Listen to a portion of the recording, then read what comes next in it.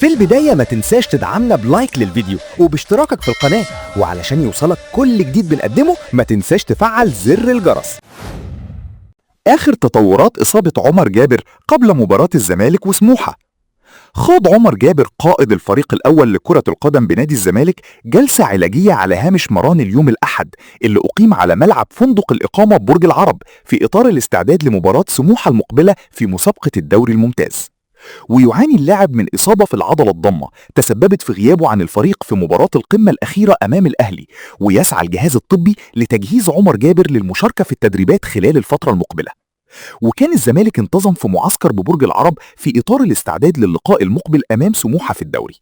ويحل الزمالك ضيفا على سموحة في 8 مساء يوم الثلاثاء المقبل على استاد الجيش ببرج العرب في إطار مباريات الجولة السادسة من المرحلة النهائية لحسم لقب الدوري.